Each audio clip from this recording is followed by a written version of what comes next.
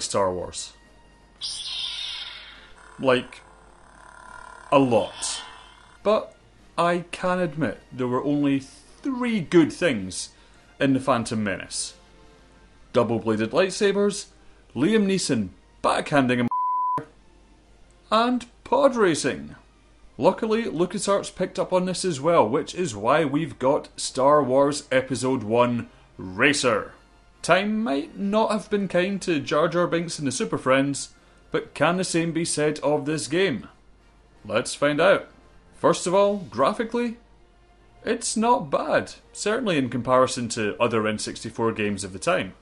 The tracks are varied, with an impressive amount of draw distance and some nice effects like mirroring in some stages. The frame rate can drop at certain points, but it never drops so badly or inconsistently that the game becomes unplayable. However, it really does need played in high-res mode. Otherwise, you may have some trouble seeing where you're going.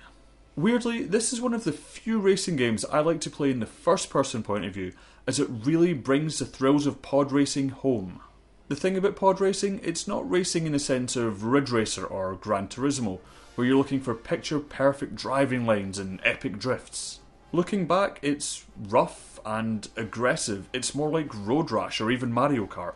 It's part race, part fight, part roller coaster, and the game actually does a decent job of replicating that.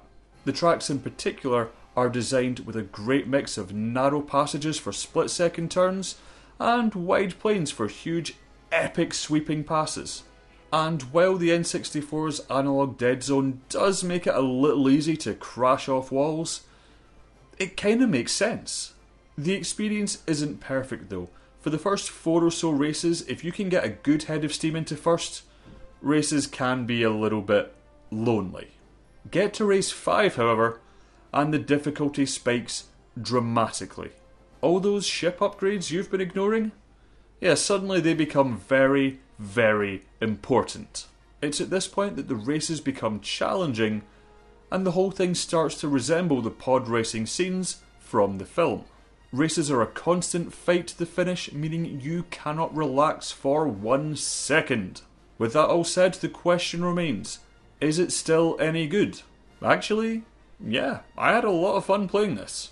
Star Wars fanboying aside, it's a fun, frantic arcade racer that's worth picking up if you see it, especially as my copy cost a $5, so it's hardly going to kill you the same way I repeatedly killed Anakin Skywalker.